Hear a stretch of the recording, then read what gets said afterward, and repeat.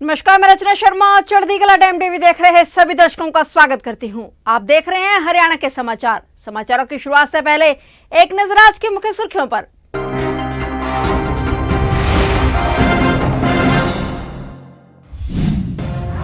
नई संसद भवन के प्रवेश पर मुख्यमंत्री मनोहर लाल ने दी बधाई। कहा, भारतवासियों की नई उम्मीदों और नई उमंगों की पूर्ति करेगा नया संसद। ग्रुप डी भर्ती परीक्षा का शेड्यूल HSSC ने किया जारी। चयनित उम्मीदवारों को मिलेगा भारी भरकम वेतन। 21 से 22 अक्टूबर को ग्रुप डी की भर्तियों की होगी लिखित परीक्षा।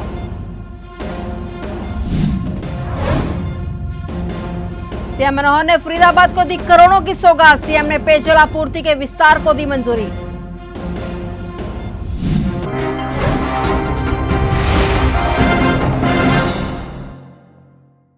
और अब समाचार विस्तार से। मुख्यमंत्री मनोहर लाल ने समस्त देशवासियों को नई संसद भवन में आधिकारिक रूप से कार्य संचालन की बधाई देते हुए कहा कि आजादी के अमृत काल में एक नया संसद भवन सभी देशवासियों की उम्मीद और आकांक्षाओं की पूर्ति करने में एक महत्वपूर्ण केंद्र बिंदु साबित होगा। मुख्यमंत्री मनोहर लाल ने कहा कि प्रधानमंत्री नरेंद्र मोदी के नेतृत्व में देश लगातार नित नई ऊंचाइयों को छू रहा है। आजादी के अमृत काल में हम गुलामी की जंजीरों को पीछे छोड़ते हुए स्वाधीनता और भारत के गौरव को लगातार बढ़ने के लिए कार्य कर रहे हैं। ऐसे में नई संसद भी सभी भारतीयों के लिए गर्व का विषय है। आज के इस दिन पर मैं सबसे पहले तो प्रधानमंत्री श्री नरेंद्र मोदी जी का बहुत बहुत धन्यवाद करता हूं, उनका आभारी हूं, उनको इस बात की सराहना करता हूं कि एक लंबे समय से जो एक मांग चली आ रही थी कि इस डेमोक्रेटिक सेटअप में, इस राजनीतिक क्षेत्र में, इस चुनावी प्रक्रिया में हमारी बहनों की, माताओं की, इनकी भागीदारी सुनिश्चित हो। ये भी ठीक है कि हरियाणा अपने आप में गवाह है इस बात का कि हमने अपने स्थानीय स्वशासन में, चाहे वो पंचायती राज है, चाहे नगरीय शासन है, उसमें हमने पहले से ही 50% का प्रतिनिधित्व तय कर दिया था। और उस समय हमें बड़ा एक ऐसी पोजीशन आती थी जब हमारे मीडिया के मित्र पूछते थे कि आपने यहाँ तो कर दिया है, लेकिन विधानसभा लोकसभा में कब होगा? तो हमेशा एक ही बात कहते थे कि राष्ट्रीय स्तर का एक कानून जब तक नहीं बनता है, पार्लियामेंट जब तक इस विषय में आगे नहीं बढ़ाती विषय को, तब तक हम तो नहीं इस पर कुछ कह सकते। लेकिन देखिए वो दिन आ गया, स्पेशल सेशन बुलाया गया, स्पेशल भवन। मुझे लगता है शायद इस भवन का जो निर्माण हुआ होगा सोच समझ के किया होगा कि इतना बड़ा काम इस नए संसद भवन के अंदर जाके किया जाएगा। पहले दिन ही ये बिल पेश हुआ, पास हुआ और राज्यसभा में पास होगा, फिर सभी देश की जो विधानसभाएं हैं उनमें ये बिल जाएगा, फिर उसके बाद फाइनली ये एक प्रकार का एक कानून बन जाएगा। अब उसकी सारी प्रक्रियाएं जो आगे चलेंगी, 2029 का जो चुनाव है उससे पहले पहले सब प्रक्रियाएं होने के बाद उस समय बहनें और अधिक मुस्कुराएंगी और जिन बहनों के चुनाव लड़ने के कारण से हमारे दूसरे बंधु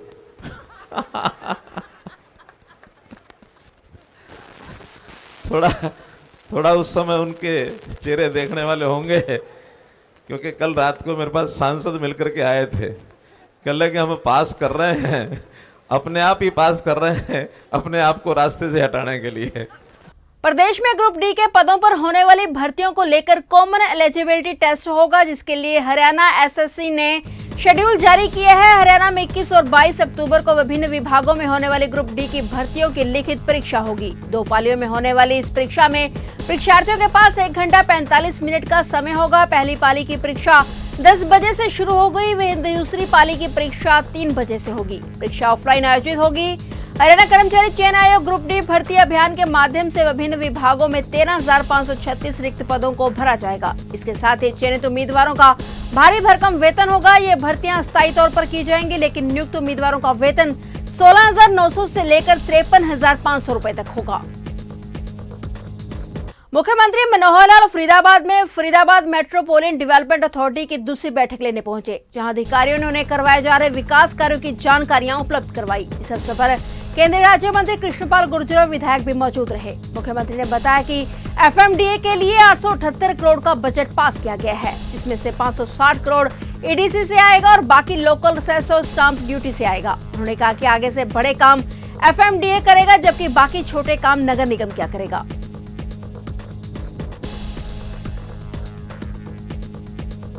मेट्रोपॉलिटन डेवलपमेंट अथॉरिटी की दूसरी मीटिंग थी और ये ठीक है कि इसमें समय थोड़ा ज़्यादा लग गया इस मीटिंग में, लेकिन चूँकि अभी तो वो धीरे धीरे बन रहा है और मैं समझता हूँ काफ़ी अब प्रगति हो गई है उसके अंदर। आज कुछ विषयों पर चर्चा जो हुई उसमें एक तो जो इस साल का बजट है उसको हमने पारित किया, था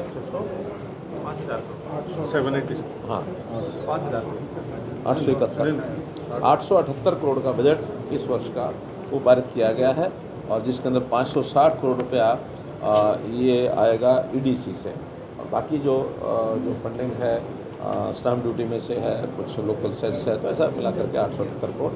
और जो इस वर्ष के काम हैं वो तो जो ऑनगोइंग काम है उनके ऊपर विचार किया गया है। जहाँ कहीं कंप्लीशन हो गया, जहाँ कम यानी जो बचे हैं, कहीं एक दो जगह पर जो ठेकेदार बदलने की बात आई है वो छोटे छोटे काम थे, लगभग 30-35 वो चल रहे हैं। आगे विचार किया है कि जो बड़े काम हैं एफएमडीए वही करेंगे और जो छोटे काम हैं पहले से एमसीएफ जो कर रहा है अब एमसीएफ ही करता रहेगा, एमसीएफ से टेक ओवर नहीं करेंगे छोटे काम।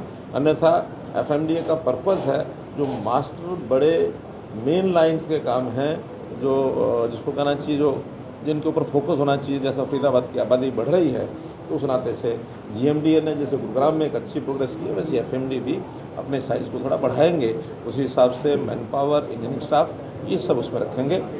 जननायक जनता पार्टी के राष्ट्रीय कार्यकारिणी, प्रदेश कार्यकारिणी और प्रकोष्ठों के जिला संयोजकों सभी हलका प्रधानों की बैठक पीडब्ल्यूडी रेस्ट हाउस करनाल में आयोजित की गई। बैठक में 25 सितंबर को होने वाली ताऊ देवीलाल जयंती को धूमधाम से मनाए जाने को लेकर कार्यकर्ताओं को जिम्मेदारी सौंपी गई। इस मौके पर जजपा जिलाध्यक्ष सरदार गुरदेव सिंह रंबा व जजपा के जिला प्रवक्ता यशकरण राणा ने बताया कि अब की बार 25 सितंबर को राजस्थान के सीकर में ताऊ देवीलाल की जयंती को किसान विजय सम्मान दिवस के रूप में मनाया जा रहा है। उन्होंने कहा कि राजस्थान के सीकर में ताऊ देवीलाल की जयंती ऐतिहासिक होगी, जिसको लेकर कार्यकर्ताओं और प्रदेश के लोगों को न्योता दिया जा रहा है। ताऊ देवीलाल की जयंती को लेकर लोगों में भारी उत्साह है और करनाल जिले से भी भारी संख्या में लोग पहुंचेंगे। पहले भी मेरे को 15 साल से लगभग यही जो पद है पार्टी ने मेरे को दिया हुआ है और इस बार दोबारा पार्टी ने मेरे ऊपर विश्वास करते हुए मेरे को ये पद देने का काम किया है। मैं धन्यवाद करना चाहूँगा श्री संत चला जी का, सरदार निशान सिंह जी का, सरदार गुरदेव सिंह रंबा जी का और सभी वरिष्ठ जो हमारे लीडर उनका धन्यवाद करना चाहूँगा कि जिन्होंने मेरे को दोबारा मेरे ऊपर विश्वास करके मेरे को ये पद दिया है। आज जननायक जनता पार्टी की जिला करनाल की सभी हमारे जिला संयोजक, सभी हलका प्रधान और सभी जननायक जनता पार्टी के सीनियर पदाधिकारियों की आज मीटिंग ली। आज की मुख्य एजेंडा जो हमारा था वो 25 सितंबर को स्वर्गीय ताऊ देवीलाल जी की जो जन्म दिवस है उसको बड़े धूमधाम से पार्टी जो है वो सीकर में मनाने का काम कर रही है और सभी साथी जो करनाल डिस्ट्रिक्ट के सभी जिम्मेवार साथी थे आज उनकी मीटिंग यहाँ बुलाकर सभी की जिम्मेवारियाँ लगाई हैं ताकि स्वर्गीय ताऊ देवीलाल जी जिन्होंने हमेशा ही किसान, मजदूर, गरीब के लिए उन्होंने अच्छी अच्छी नीतियाँ बनाई और जिन्होंने अपना सारा जीवन जो है किसान मजदूर के लिए, अपना प्रदेश के लिए, देश के लिए, वो जननायक ताऊ देवीलाल जो आज कहलाते हैं, तो उनके लिए आज हम श्रद्धा जो के फूल उनको वहाँ जन्म दिवस पर जाकर उनको जन्म दिवस मनाने की सभी को जिम्मेवारी लगाई है। अब की बार राजस्थान में ही मनाया जा रहा है। हाँ जी, राजस्थान में मनाया जा रहा है। अब की बार जननायक जनता पार्टी जो है राजस्थान के सीकर जिला में मनाने का काम कर रहे हैं। भारत का नाम विश्व पटल पर रोशन करने वाले अंतर्राष्ट्रीय वेट लिफ्टर कर्नम मलेश्वरी का यमुनानगर अकादमी में खेलो इंडिया महिला भारोत्तोलन लीग जोनल राउंड के शुभारंभ अवसर पर हरियाणा के शिक्षा मंत्री कंवरपाल मुख्य अतिथि के रूप में शिरकत करने पहुंचे। इस दौरान उन्होंने दीप प्रज्वलित कर और रिबन काटकर महिला भारोत्तोलन लीग जोनल राउंड का उद्घाटन किया। उन्होंने कर्नम मलेश्वरी खेल अकादमी का दौरा भी किया और कहा कि हमारे जिले में इस प्रकार के अकादमी का खुलना प्रदेश और जिले के लिए सौभाग्य की बात है। कि कर्नम मलेश्वरी जी जो हमारे देश की वेट लिफ्टिंग की स्टार रही अपने टाइम में और मैं समझता हूँ कि बहुत बड़ा नाम है और उस टाइम देश में एक खुशी की लहर थी इनकी नाम की कि ये ब्राउन मेडल जीत के लेके आई थी, बहुत बड़ी स्टार थी उस टाइम और उन्होंने यहाँ पे एकेडमी शुरू करी। मैं समझता हूँ ये हमारे लिए बड़ी भारी खुशी की बात है और निश्चित तौर से इससे हमारे बच्चों को बहुत लाभ मिलेगा। राकेश त्यागी जी जो उनके पति हैं, उन्होंने जिस प्रकार से वो डायरेक्टर हैं इस संस्थान के, और लगभग 7 स्टेटों के बच्चे जो हैं वो यहाँ का आके प्रशिक्षण प्राप्त कर रहे हैं यहाँ, और मैं समझता हूँ बहुत अच्छा नाम कमाएंगे और देश का नाम रोशन करेंगे। फरीदाबाद में एक तेज रफ्तार बस ने एक हंसता खेलता परिवार हमेशा के लिए खत्म कर दिया। तेज रफ्तार से आ रही एक बस ने बाइक सवार पिता और बेटे को रौंदकर मौत के घाट उतार दिया। बता दें कि इस हादसे में एक बेटे की हालत गंभीर है, जिसे फरीदाबाद के बादशाह खान सिविल अस्पताल से दिल्ली के ट्रॉमा सेंटर में इलाज के लिए रेफर किया गया है, जहां उसका इलाज चल रहा है और अभी हालत नाजुक बनी हुई है। जानकारी के मुताबिक और फरीदाबाद के भूड़ कॉलोनी के रहने वाले अमित कुमार रंजन अपने 2 बेटों स्नेहल रंजन उम्र लगभग 5 साल और शौर्य रंजन उम्र लगभग 11 वर्ष को लेकर अपनी बाइक पर दिल्ली के मोड़बंद में अपने कंपनी के बॉस अनंत के घर जा रहे थे, जहां पर गणेश चतुर्थी की पूजा का कार्यक्रम चल रहा था। लेकिन रास्ते में ही ये दर्दनाक हादसा हो गया। फिलहाल अभी पोस्टमार्टम की कार्रवाई के बाद आगे की कार्रवाई पुलिस द्वारा की जा रही है। ये एक बस जो दिल्ली की तरफ से आ रही थी और बल्लभगढ़ की तरफ जा रही थी, और ये जो मृतक हैं अमित कुमार, ये अपने ओल्ड फरीदाबाद से सेक्टर 31 की तरफ जा रहे थे। तो ये आमने सामने टक्कर हुई है और बस वाला मौके से बस को छोड़ के भाग गया। बस को हमने रिकवर कर लिया और जल्द से जल्द इनका पोस्टमार्टम करा के बॉडी को इनको सपोर्ट करेंगे फैमिली वालों को, और आगे नियमानुसार कार्रवाई कंप्लीट करेंगे। तो इसमें पिता पुत्र की मौत हो गई है? हाँ, एक पिता पुत्र की मौत हो गई, एक ट्रॉमा सेंटर में भर्ती, एक बच्चा इलाज चल रहा है उसका।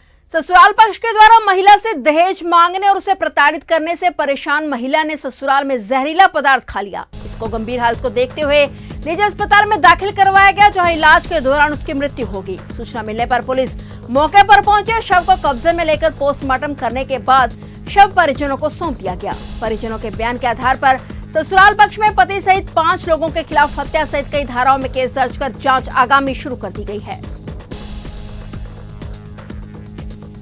कल थाने में सूचना प्राप्त हुई थी गप हॉस्पिटल से भी नवदीप कौर जहर खाने के केस में गप अस्पताल में दाखिल। जिस सूचना पर मैं गप हॉस्पिटल पहुंचा था, जहां पर उतने पर डॉक्टर साहब ने उसको प्रोडेड कर दिया। प्रोडेड के बाद वहां पर लड़की नवदीप कौर के पिता ने माता ने अपनी स्टेटमेंट रखवाई। स्टेटमेंट के अनुसार कार्रवाई की। उन्होंने बताया कि इसके पति कपिल सास ससुर और इसके रिश्तेदारों को तंग करते थे, दहेज के लिए प्रताड़ित करते थे, इसलिए उन्हें उनसे तंग होकर के इससे अपने पॉइजन जो सल्फास खाई। सर लड़की का क्या नाम है? लड़की का नाम नवदीप कौर है। और कहाँ ब्याही हुई थी सर? गाँव संध्या में। कब शादी हुई थी? किसके साथ ब्याही हुई थी?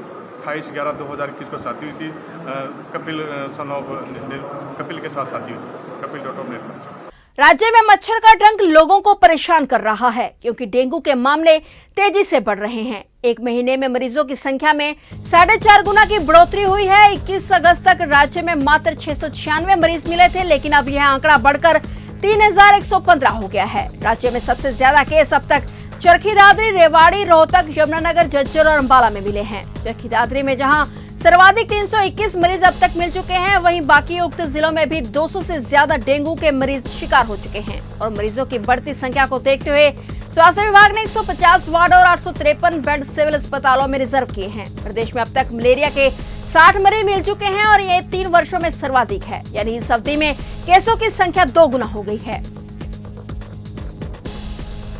हरियाणा के पानीपत जिले में 4 बदमाशों ने बड़ी वारदात को अंजाम दिया। मतलोड़ा थाना क्षेत्र के गांव स्थित डेरा और मछली फार्म हाउस पर काम करने वाली महिलाओं को बदमाशों ने अपनी हवस का शिकार बनाया। इनमें से एक महिला की मौत हो गई। मृतक महिला लंबे समय से बीमार थी। यही नहीं, बदमाशों ने हथियारों के बल पर प्रवासी मजदूरों के साथ मारपीट कर पैसे भी छीन लिए। उन्होंने परिवार के पुरुष बच्चों को बंधक बनाकर महिलाओं के साथ गैंगरेप किया। बड़ी बात यह भी सामने आई कि इसी तरह 4 अज्ञात युवक करीब 1.5 माह पहले रात को डेरे पर गए थे और वहीं पर सोए थे। फिलहाल पुलिस हर एंगल से मामले की जांच कर रही है। गांव कैमला में कोहन रोड पर शिव शक्ति कंबल फैक्ट्री के गोदाम में अचानक आग लग गई। आग लगने से गोदाम में रखा सामान जलकर राख हो गया। कुछ मशीनें भी इस आगजनी में जली हैं। घटना की सूचना के बाद फायर ब्रिगेड, एम्बुलेंस व पुलिस की गाड़ियां मौके पर पहुंच गई। फायर ब्रिगेड की गाड़ियों ने कई घंटों की मशक्कत के बाद आग पर काबू पाया। फिलहाल आग लगने के कारणों का पता नहीं चल पाया। नुकसान का आंकलन आग बुझने के बाद ही हो पाएगा। हाँ, ये कैमला गांव में स्पिनिंग मिल की फैक्ट्री है, इसमें आग लगने की सूचना मिली थी। 112 पे एम्बुलेंस की गाड़ियां यहाँ पे मौके पे है। ERB और हमारी पुलिस घरौंडा पुलिस स्टेशन की टीम मौके पे है। इसका आग बुझाने के प्रयास किए जा रहे हैं जी। जिस हिसाब से आग है, कहीं ना कहीं मोटा नुकसान होने की आशंका है। हाँ, वो नुकसान का जायजा तो जो इसके ओनर है उससे बात करके लगेगा पता। बाकी जो लोग थे यहाँ पे वो सारे इवैक्यूएट हो चुके हैं। यहाँ पे आसपास जो मजदूर थे उनको इवैक्यूएट करवा दिया है। तो ये थे हरियाणा के समाचार और नए समाचारों के साथ फिर से हाजिर होंगे। तब तक के लिए देखते रहिए चढ़ती कला टाइम टीवी।